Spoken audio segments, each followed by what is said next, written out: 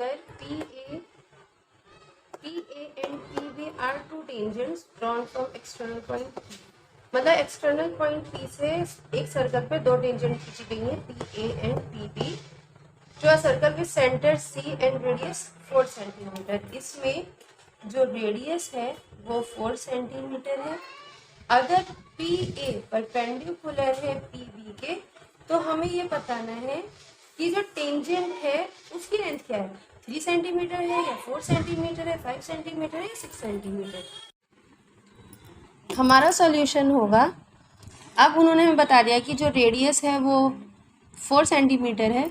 मैंने क्या करा कि जो रेडियस अब जहाँ कहीं भी आप खींचोगे बराबर होगी, तो मैंने जहाँ पे देखा कि जो टेंजेंट्स है जहाँ ये सर्कल को टच करी है ए और बी पर, वहाँ मैंने सी से प्रोड्यूस करा और बी तक एक रेडियस खींची और सी और ए को एक रेडियस बना दिया।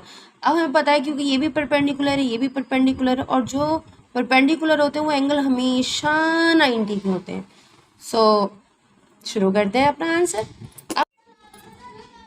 अब हमें गिवन है कि पी ए परपेंडिकुलर है पी बी के, इसी तरह से सी ए परपेंडिकुलर होगा पी ए के और सी बी परपेंडिकुलर होगा पी बी के।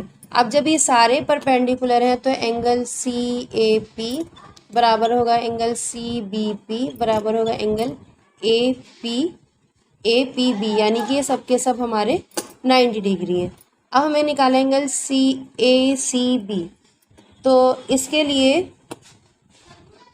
हम क्या करेंगे कि इन सब का प्लस कर देंगे, एंगल इन सब को प्लस करेंगे, angle C A P plus angle A P B plus angle C B P plus angle A C B equal to 360 का प्लस जो 360 होगा। अब हमें 3 तो मालूम है, वैसे तो हमें खुद ही दिख रहा है कि 90 डिग्री का होगा, तो लेकिन फिर भी हम लिखेंगे 90 plus 90 plus 90 plus angle A C B equal to 360।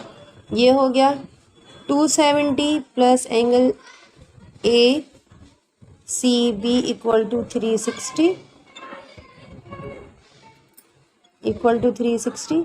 तो एंगल ए सी बी हमारा निकल के आएगा 360 माइनस 270 मीन्स 90 डिग्री।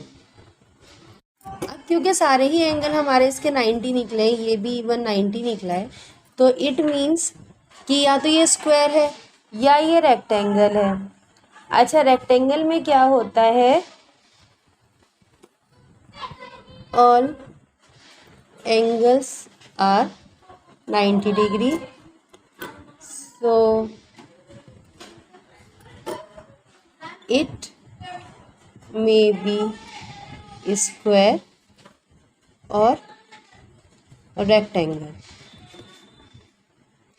अब हमें पता है स्क्वायर में चारों साइड्स इक्वल होती हैं, ये स्क्वायर हो गया, और रेक्टेंगल में हमारी आमने सामने की मतलब अपोजिट साइड्स इक्वल होती हैं। अब इसी बेस पे, क्योंकि हमें पता है कि हमारा ए पी जो था वो पी बी के बराबर था, इसी तरह से जो ए सी है वो हमारा सी बी के बराबर था। अब हमें ये मालूम है कि ए सी और सी बी जो थे 4 सेंटीमीटर थे, हमें पता है ए सी सी बी जो थे वो 4 सेंटीमीटर थे, क्योंकि ये रेडियाई हैं। तो अब हमें पता चल गया जब ये रेडियाई हैं तो इट मीन्स जो ये बाहर का है, जब सारे ही इक्वल हो गए हैं, जब ये सारे 90 हैं ये भी, तो इसका मतलब A P P B A C बराबर सी बी, ये सारे ही 4 सेंटीमीटर होंगे। इट मीन्स जो हमें दिया गया है वो एक स्क्वायर है, इट इज़ अ स्क्वायर। क्यों?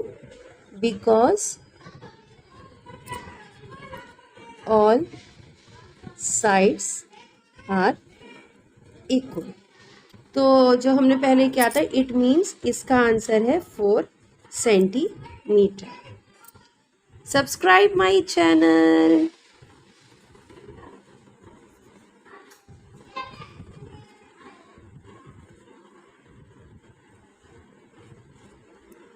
Thanks for watching. Have a nice day. Goodbye.